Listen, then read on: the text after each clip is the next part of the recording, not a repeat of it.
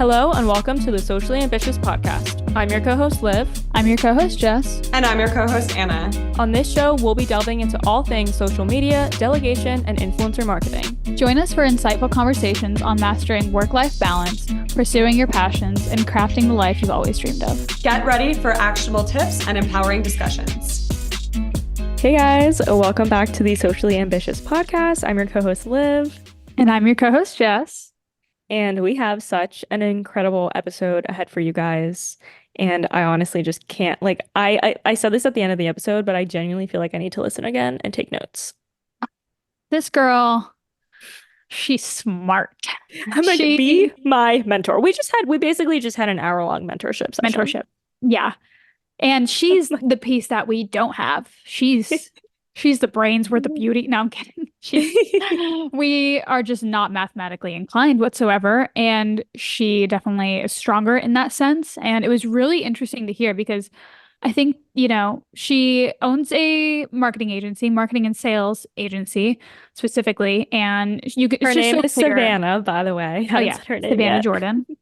But it's just so clear that she's just so knowledgeable at her craft. And it was just so great to be able to pick her brains for an hour.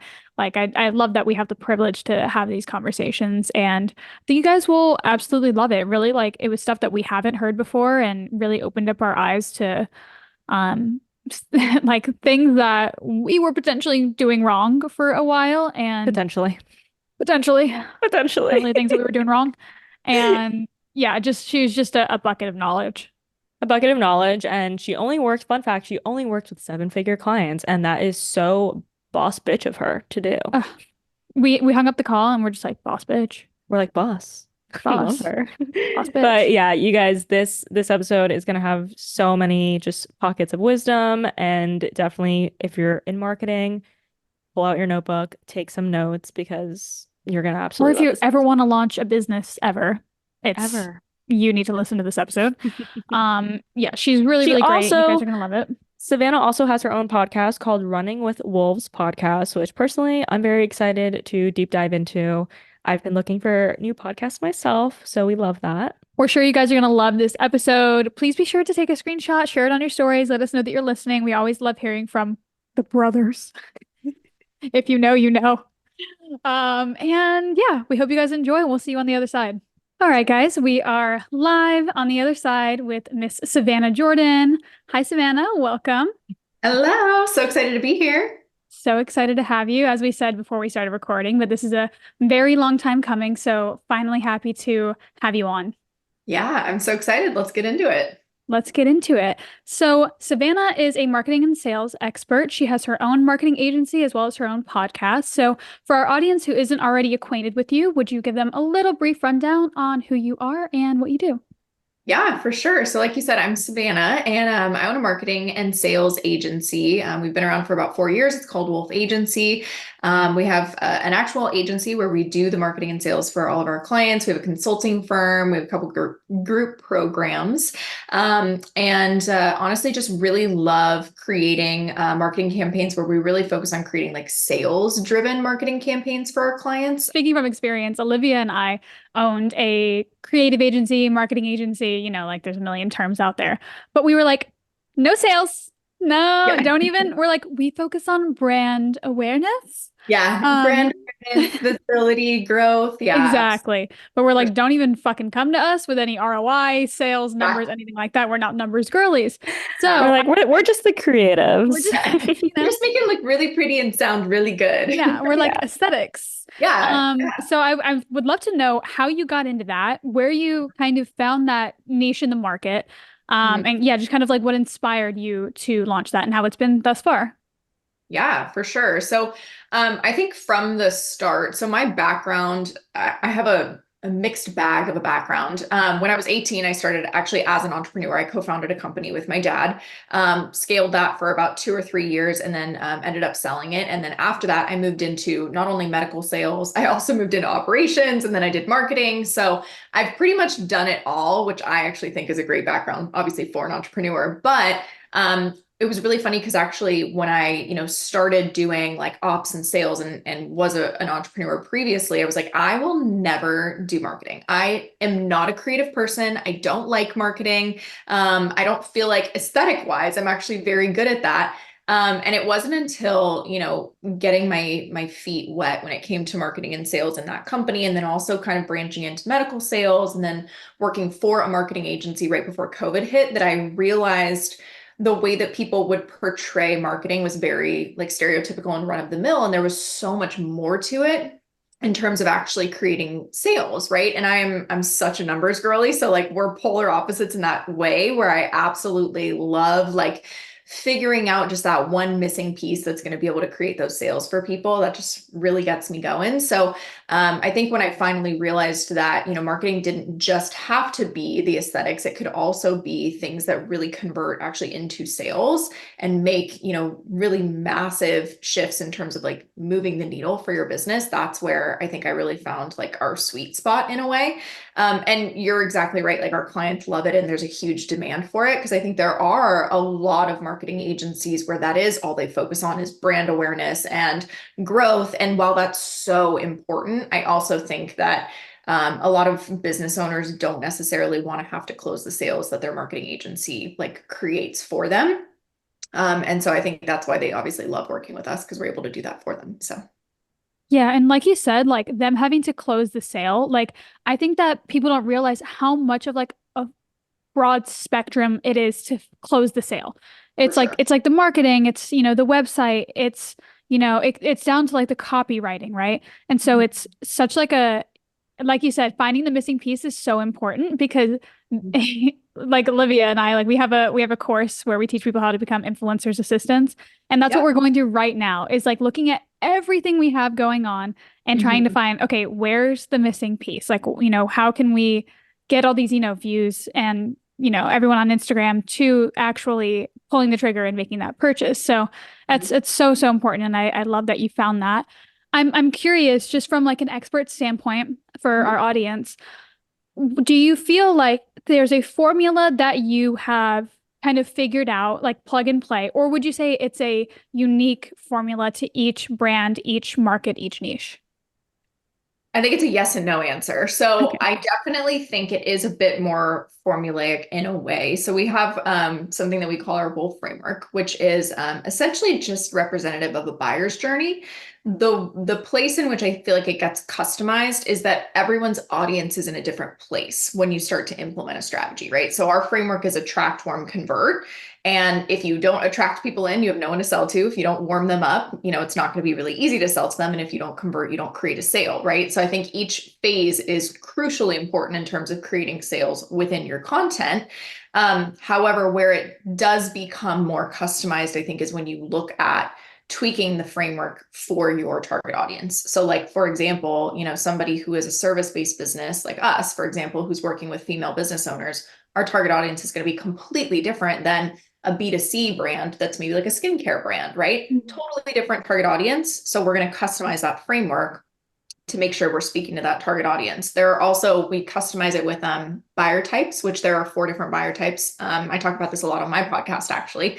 And they all buy in different ways. And so, if you can sell to them in different ways, that's how that framework can be converted as well to really create sales well for you individually as a brand or a business.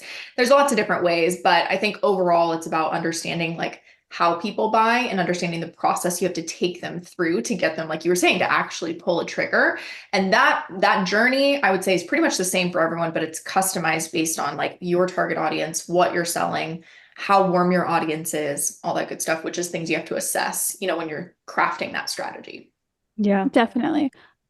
I love that. And there is so much of like a difference. Like, yes, sales obviously falls under marketing, but there is such a difference between like the aesthetics of it and actually getting someone to buy something. Because we actually like literally learned that hands-on. Like we lived it in real life where we were just Yeah. creating content, as influencers and then had our business creating content for brands.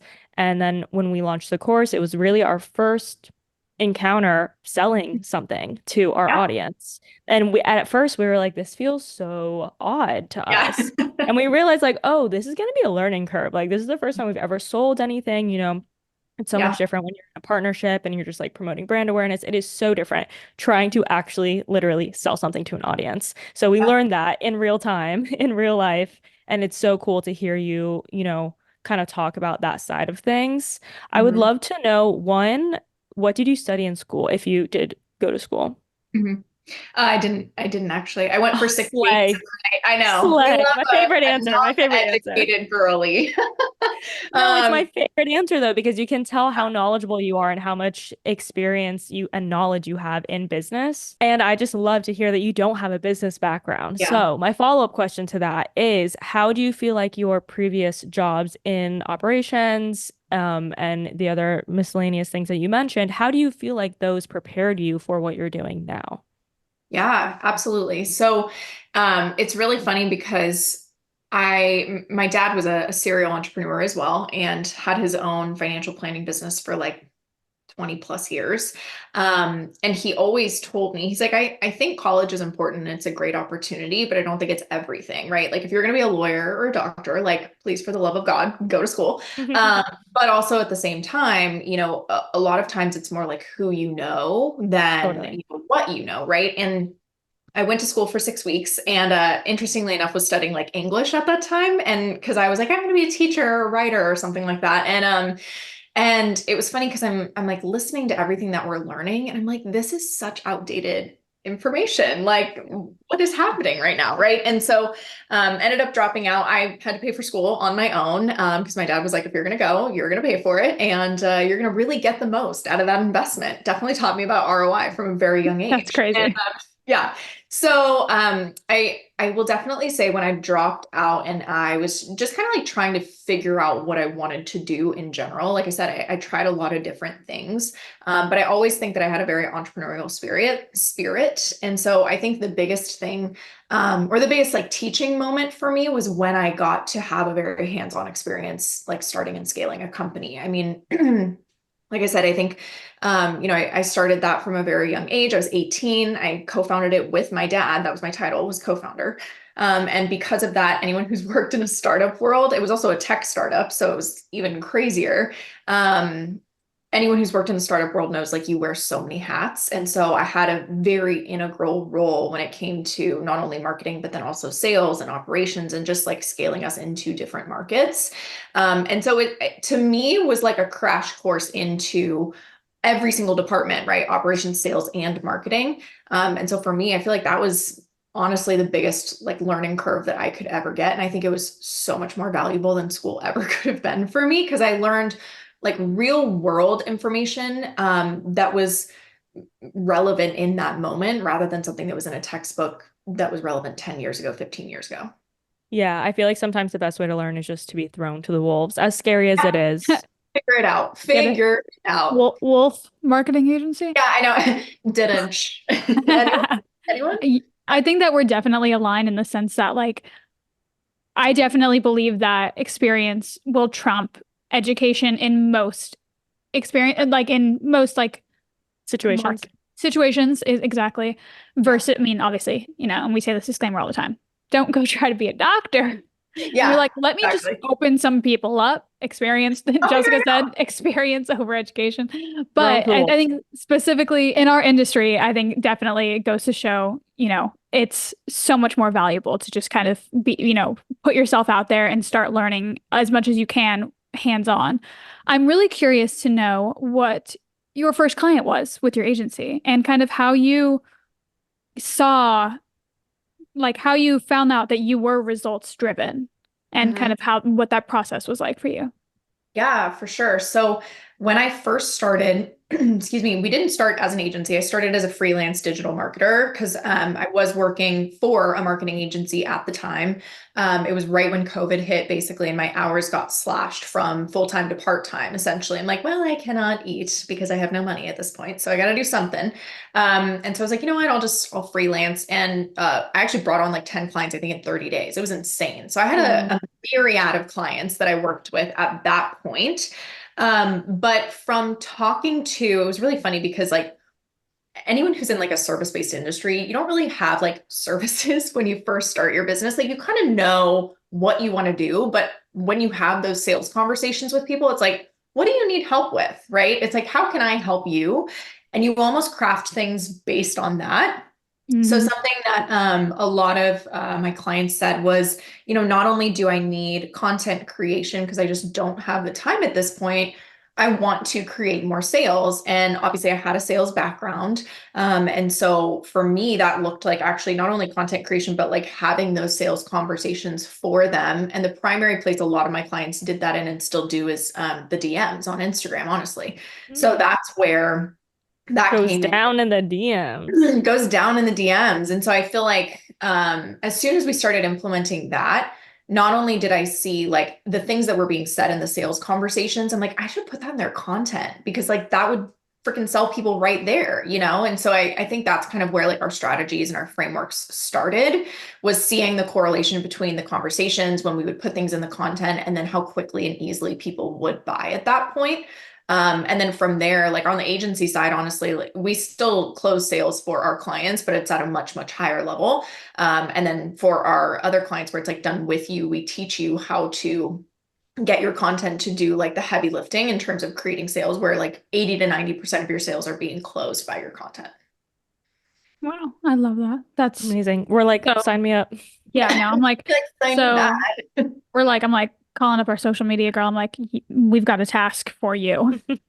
I Yeah. would I would love to have you expand a little bit more about the DM situation. Like, are we just chatting it up with potential buyers? Are we like, hey girly, like what's your horoscope sign? Like what does this look like? I love that.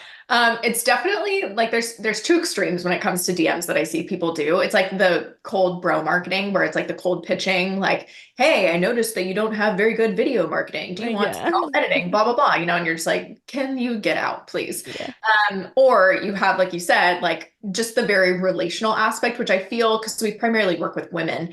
There are either very masculine women that lean too far, where it's like the cold pitching and it doesn't work for them, or they're too scared to like have a sales-based conversation in the DMs. And so they do like the what's your horoscope? Like kind of too relational almost. And so what we've found a lot of times in the DMs is that if you can get your content working the way that it should, like I said, like 80 to 90% of your sales should be closed through your content because people already like know your product or service is the solution they're looking for. They're obsessed with your brand, and any concerns or potential like objections they had about purchasing or investing, you've already pre-handled in your content. And so then when they're in your DMs, they're either just asking like a couple logistical questions, or they might just need like a little extra hand holding.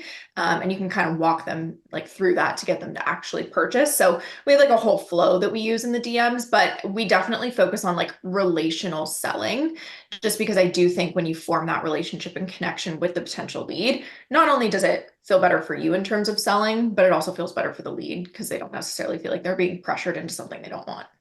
Yeah, and on top of that, like you've now built a relationship.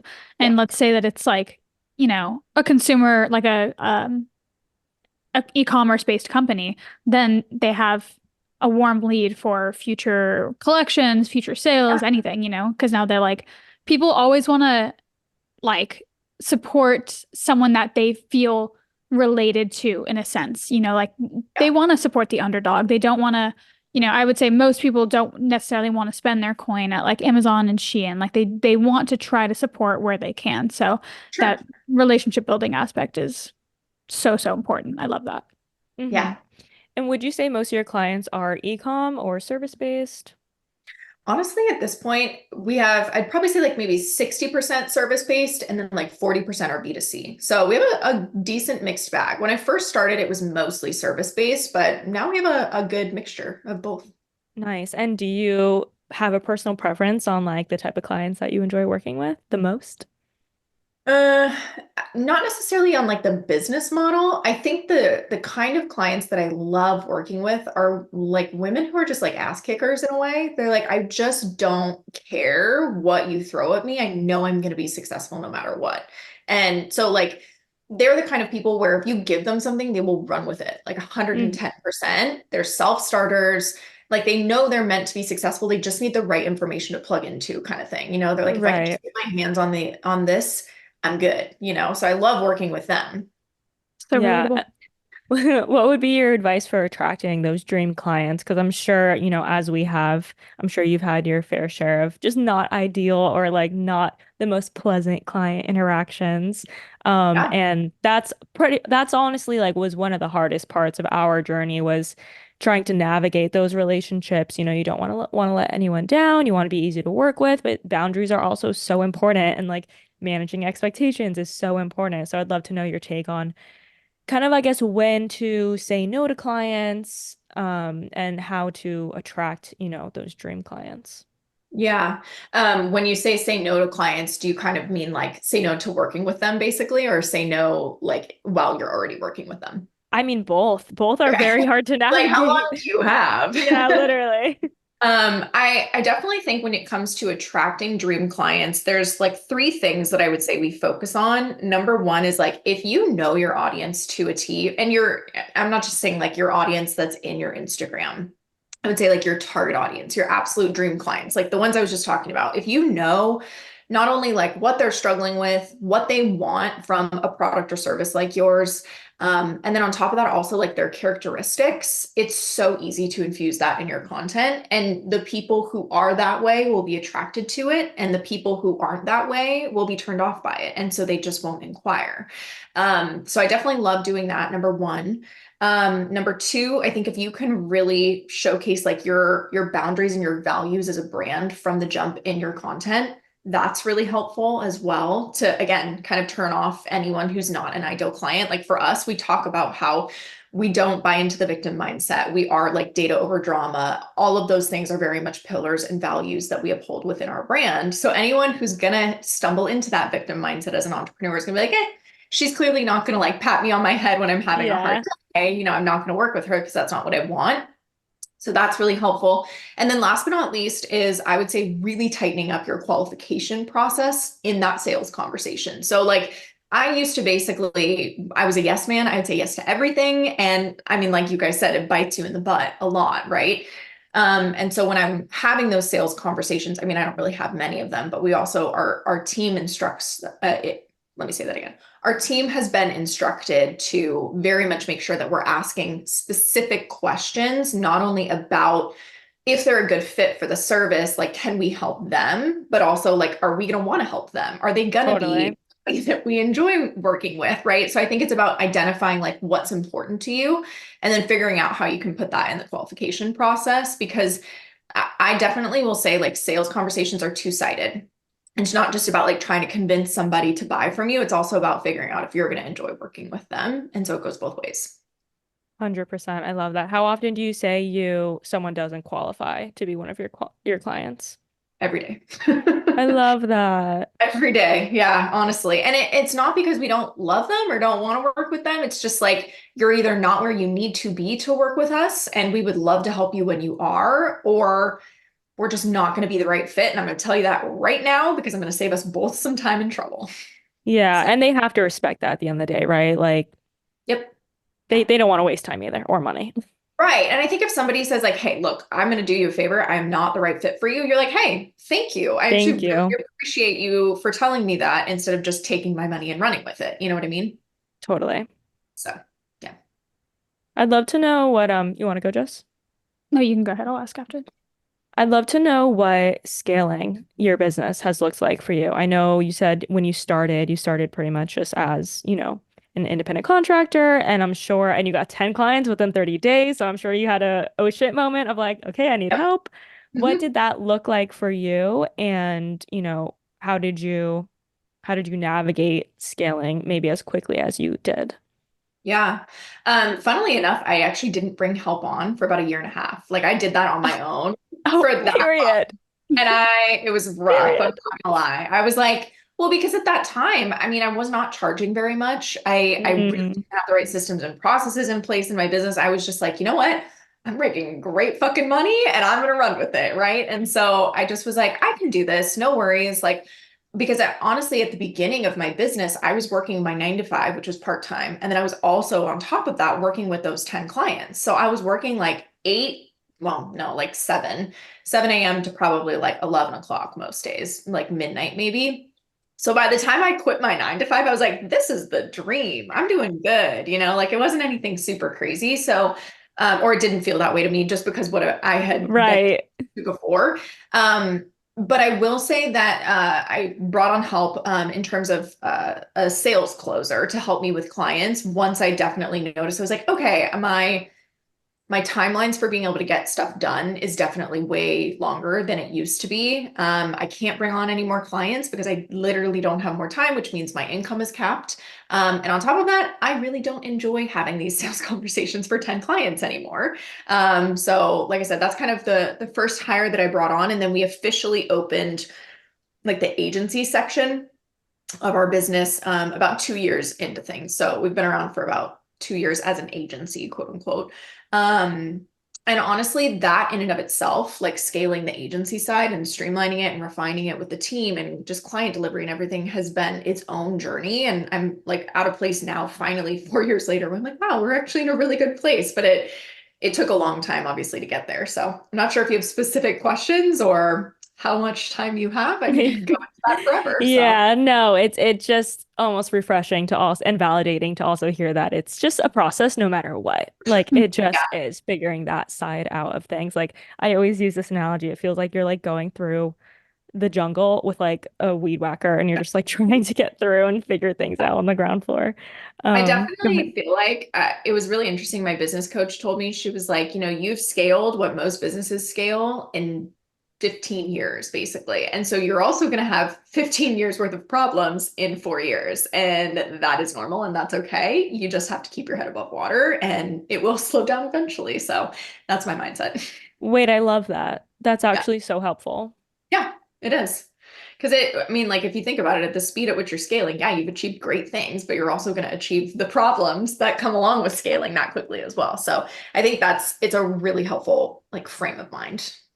More Totally. money, more problems. Yeah. I mean, eventually the Mo problems would hopefully cut down, Yeah. fingers Totally. crossed, but Yeah, and the thing is, you don't know what you don't know. yeah. Like there is going to be shit that arises that like you just would have never like anticipated, and that's fine. I think it's really just Yeah. about your perspective and also like your team. And I'm curious, is that a first hire that you made? Is that person still with you or no? No, not anymore, but she was with us for like 3 years, honestly. She morphed Okay. into our head of operations, interestingly enough. So Oh, I love that. And yeah. I would love to know from like a delegation hiring perspective, what were some key things that you looked for that made her successful in the role, you think? Mm, well, back then, I don't know what I do now. I definitely approach hiring from a very different perspective. I mean, she was a great hire, don't get me wrong. Like I said, she was with us for 3 years and I like cried when she gave me her notice, honestly. Like she was Ugh, amazing. it's always Um, so heartbreaking to lose the first hire. I know, I'm like, oh, but also I was really excited for her. But in terms of hiring, I think the biggest lesson that I've learned is definitely not just hiring based on skill, it's also hiring based on values and characteristics because I used to just be like, okay, who can get me the best results? But the unfortunate part about that is that they aren't going to create like a culture, I guess, within our company that we really want. And, last year and this year, one of our biggest initiatives is our team, just because at this point, like I'm not growing the business, my team is, and so I Mhm. have to have the right team in place. And so I think when it comes to creating a really great environment of people who are just freaking like go-getters, like they don't make excuses, but on top of that, just like love each other, honestly. Like I don't think we've ever had a better team than we do now. And I really think it's because we started hiring not just about skill, but also based on values. And how do you currently, with the team that you have, implement your company culture? Like, what are some initiatives that you take to, keep them healthy and happy? Yeah. So, well, number one, we don't give them like a set amount of paid time off. Anytime they have just time off requests, they have it pretty much unlimited. Same thing like with sick days, basically. And they can just kind of let us know whenever they need to take that off. And, Mhm. we're really big about taking a breather if you need it. But I also think we talk about like how to manage your mental health effectively. really consistently. I also think we're very clear about what our values as a company are internally.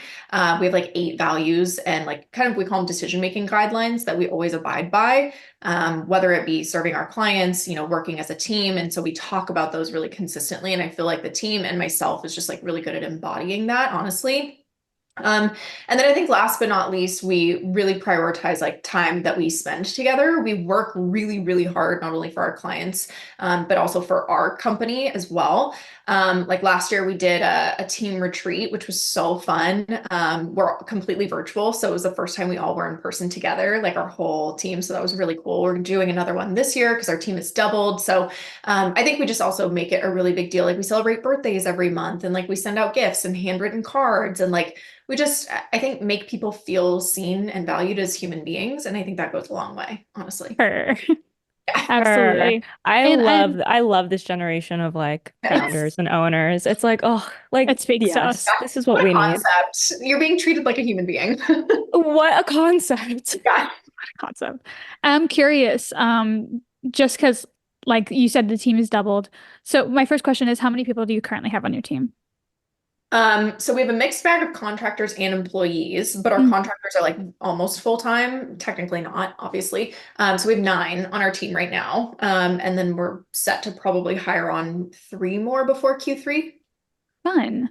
Yeah. And when you said that send out cards and, celebrate their birthdays, are you doing that specifically, or is it a project manager, operations manager? My assistant handles that. She's always the one who like goes through and collects everybody's messages. So she's Mhm. like, "Hey, it's so and so's birthday. What do you want to say in her card?" She writes it out. She picks out the gift. I actually pick out the gift. She just sends me like options basically based Mhm. on we collect forms from all of our team members of like, what's your favorite TV show, podcast, just like information about them, and then we send them gifts based on that. But she picks them, sends them to me, and then we send them that way. So sweet. And I it's love just that. crazy because like so much work goes into just your own business. So much It's love, true. affection, energy goes into Yeah. your own business. Aside from the clients that you guys are managing, right? Like that's a Yeah. whole other part. Yeah. Yeah. And I think it's just so admirable and it's so important for people to understand how important that is. Like Yeah. you will see the trickle down effects of pouring the love into your team when it comes Yeah. to the clients and how happy they are. Because when you have people who are working for you that are happy, like they show up to work better and they want to do Yeah. better. I honestly like it sometimes makes me emotional because I've really worked hard in the last year on our team. Like I will fully admit for the first 2 years, I was just trying to keep my head above water, obviously. And same thing when we first hired on a team. Like I had no idea how to be that kind of a leader. Yeah. And so like our team was not what it should have been for sure in terms of like people were burnt out. Like it wasn't what it needed to be. And now, like in the last year, I would say, like I said, because that's been such a huge initiative, like I've gotten so much feedback of like, I genuinely could not work anywhere else. Like you're such a great boss. Like, and it really does, it makes me emotional because I'm like, that is the only feedback I want. I don't care about how much money we make. I genuinely just want the people that work for us to feel like valued and excited to come to work. So, So important. I absolutely adore that. You yeah. mentioned your assistant. Is she outside of your agency or is she kind of both? What does that look like?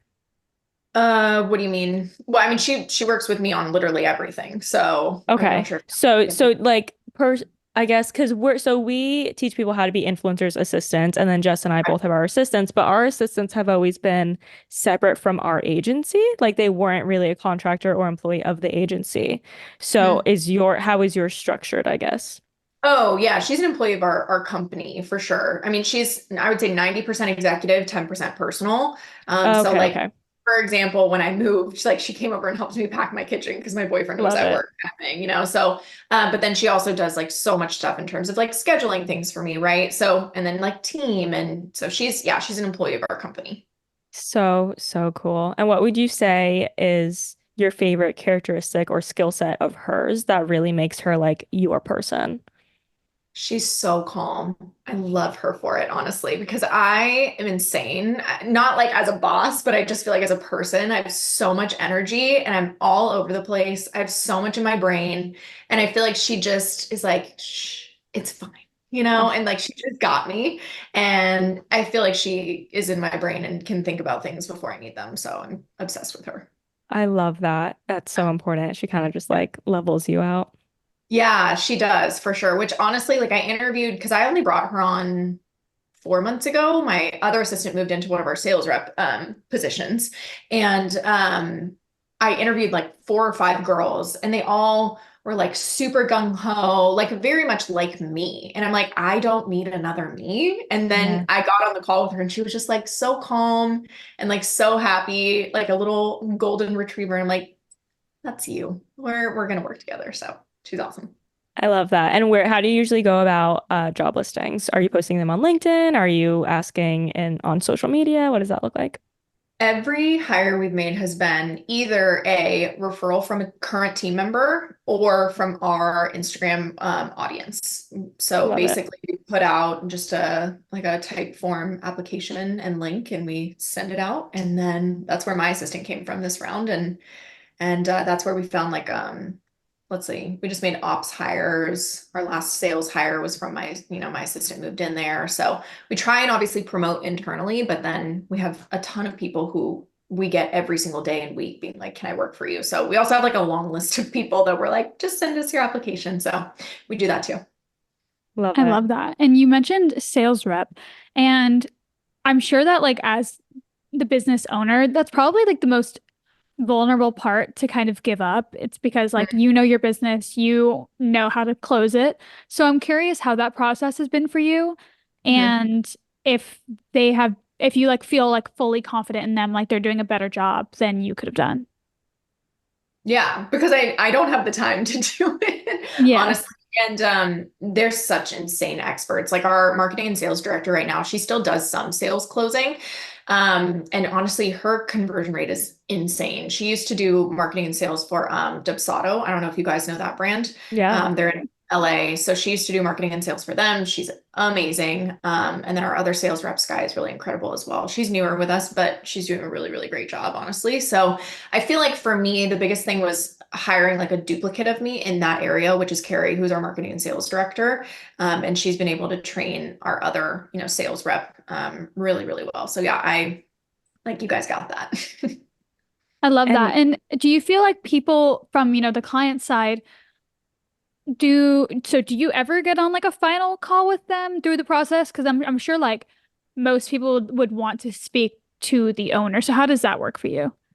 Yeah, so the only people that I ever do sales calls with is our agency clients. And we only work with 4 to 5 clients at any given time. So we don't typically have a lot of spots that open up.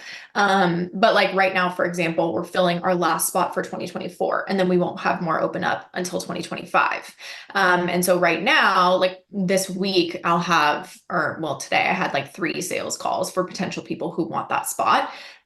So yeah, I'll jump on a call with those people, but anyone who wants to be like a consulting client, accelerator, which is our group program, any of those things, I typically don't talk to before.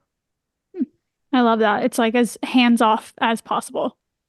Yeah, I mean, here's the thing. If somebody, again, like consulting, because I work one-on-one with them, if the sales team or them feel like it's going to be best for me to get on a call, if they're like, hey, we don't really know if it's going to be like a vibe match in a way, like, do you want to have a conversation with this person? That's always an option.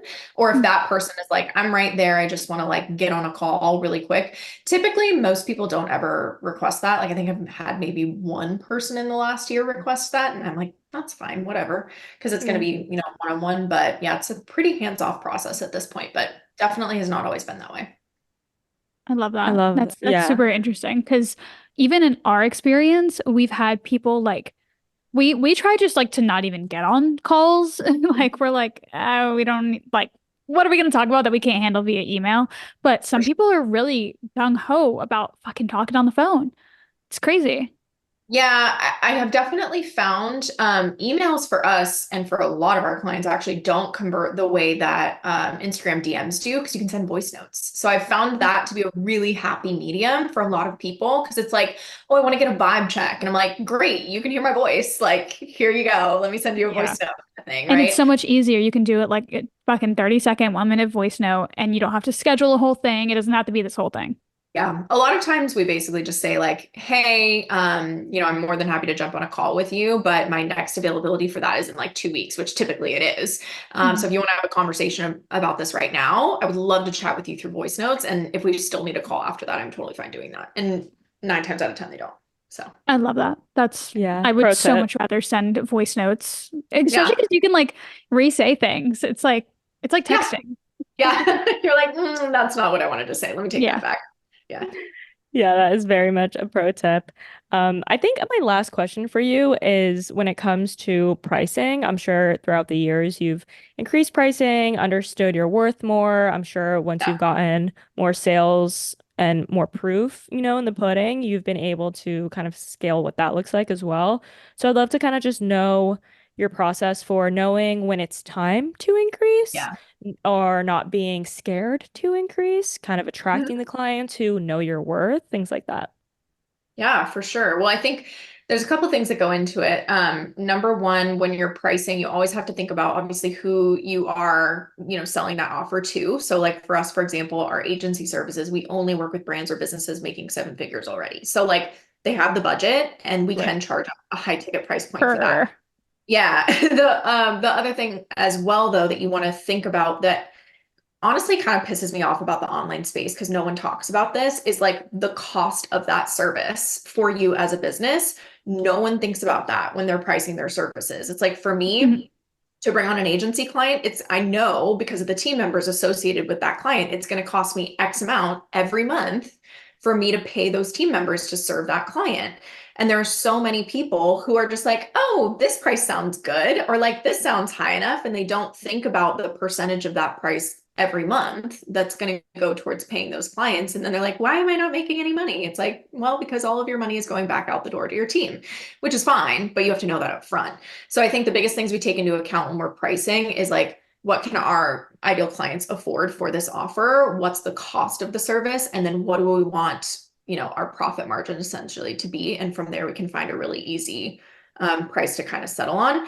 And a lot of times they are higher ticket, but you just have to market to those people. Like I said, it goes back to your target audience. If you can speak to who they are and really like what they desire or what they're struggling with and show how your service or your product is a unique solution to that, they'll buy it, no questions asked. Like I always go back to skincare for product-based businesses, but like you have, Neutrogena versus like La Mer, right? It's like two separate brands on opposite ends of the spectrum, and there's an audience for each of them. You just have to know how to talk to them. So I Right. think the biggest thing for us is knowing who our target audience is for each offer and speaking really specifically to them. So That's good. so important. I think that people do miss that piece of how Mhm. much do you need to like literally pay the team to like survive Yeah. for this client, including Olivia and I. We made Yeah, you that are also on the team. made that no, I mean like our Well, team that even like too. yeah, that too. Never paid ourselves. But I'm curious how you come up with that number of because like a lot of your team members, they're working on multiple clients. Are you having them track their time per client and coming up with it that way, or are you kind of just making more general sweeping kind of maths? No, so we actually don't do like an hourly compensation rate. So for most of our team members, they get a base rate every month that just basically covers admin work that they're doing, meetings they have to attend to serve those clients, anything that's not like an actual deliverable. And then we have a cost per client that they get basically for each client that they're serving, and that covers, every single thing that they're doing within their roles and responsibilities. And what I love about that is that it flexes based off of our sales. So if we drop a client, cost drops. And so as a business owner, it makes it way more sustainable and profitable. And it also incentivizes the team to do really great work so we can retain that client. So typically, we look at, again, like I said, like on average, like what most people would make for like an hourly rate. And then we kind of, excuse me, look at what that would look like on a per client basis based on how many clients they have. So good. Genius. That's so smart Genius. because like I mean, Olivia and I went through it. Like, there'd be a time where we had, X amount of campaigns and clients, like 10.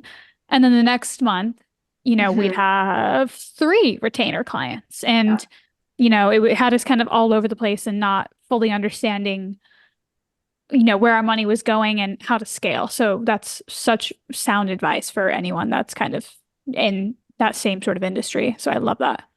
Yeah, I definitely did the same thing and got myself into some trouble.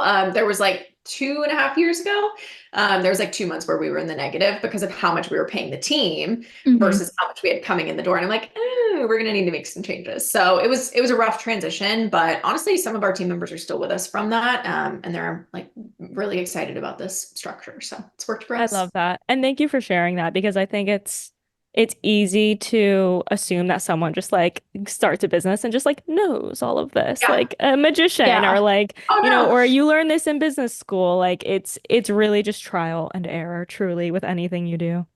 Yeah, it really is. And I think something else I learned from my business coach, I love this saying is like recover with flair, honestly. Like anytime you can recover with flair and you're gonna be fine. So that's what I always aim to do because you're always gonna make mistakes. And I think owning that, but just knowing how you're gonna move forward is important. So When I you say love recover that. with flair, does that mean kind of like bounce back harder?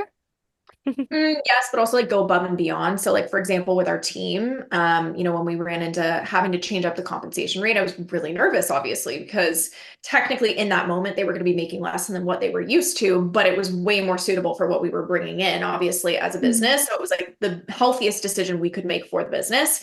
And so basically, there were certain things that we did to hopefully like compensate for that essentially. So we started implementing the whole like time off stuff, and we just restructured things pretty significantly to hopefully kind of like sweeten the deal a little bit for them to make it Right. feel okay, even though we do have to recover. Yes, we made this mistake. Here are the things that we're doing to make it better. And the same thing with clients. If we ever make a mistake with clients, recover with flair. Like go above and beyond to make it better for them, and they won't even notice. So I love Yeah, I that. love that. And it really truly does go a long way. And especially when your business is all about relationships, like it matters. It definitely absolutely. matters. Okay, my last question, we're gonna wrap this up. You mentioned your business coach a few times. Would love to know just how long you've been working with them, um, and how you value their input in your life. Oh my God. I don't even know where to start. But so I've been with her for about 2.5 years now. I am like deeply obsessed with her. At this point, I mean, we've just become really good friends because of how long we've been working together, and because of, how much we've worked through together over time. You just get to know someone so well. But she's so knowledgeable. And I have always had a firm belief in mentorship as an entrepreneur. I think that the second you can get in someone's back pocket who's done what you want to do and figure out the mistakes that they made and how they would have done things differently, or how they are doing things now that it's working really well for them. Like it's basically a shortcut to, kind of creating the success that you're looking for. And even if I have to pay for that, I am willing to do that, because it's going to Right. save so much time and effort and energy and money. So I absolutely just love her as a person, but I also think the value of mentorship is invaluable. I love Love that. that so much. Jess and I have always like kind of been on the line about making that investment, but it's definitely on our Yeah. on our minds. If you find the right one, it's 110% worthwhile. So Right. And Yeah, then where that's did you like my find biggest her? fear. yeah. What we said, what'd you say, Liv? I said, "Oh, where did you find her?" Instagram. Okay. How Mhm. did you know that she was the right fit for you? Personality wise, I think from her content, the things that she talked about was exactly what I was dealing with. Nice. And then on top of that, I had a call with her where she like pretty much went through everything that I was doing wrong in my business and how to fix it without actually telling me how to fix it. But she was like, these are the things we're going to work on. I'm like, I need some help from you. Thanks. Yeah. You're like, You're okay, hired. take my I was money. like, okay, you know your stuff. Sounds good. Yeah. Okay, That's I so love that. great. Yeah, I really do love that because there are definitely people I've come across and I'm like, but it's good to know that you've had such a good experience. It's been Oh, so yeah. long and you found her on Instagram. Love that. Yeah, I mean, listen, I made some bad investments before that. I made bad investments in business coaches, but doesn't mean that you stop investing, Looking, just because right? you had bad experiences. Yeah. Yeah, so good. Well, thank you so much. Thank you for your transparency. Thank you for your vulnerability. Thank you for opening up. You are so admirable, and it's just been so great to have you on. Like, I feel like I Oh, definitely need to listen to this episode again and take some notes. yeah. Yeah, of course. Well, thank you for having me. I had such a fun time. If our audience wants to follow you and the agency, where can they find you guys at? Yeah, it's Savannah Jordan on Instagram and on TikTok, and our podcast is linked on both of those. So head on over there. It's a real fun party. I'll hopefully see you guys there. Yes, Perfect. you will. Guys, We'll if you definitely like be this listening. episode, take a screenshot, tag us, tag Savannah, let her know that you listened, and we will see you next week.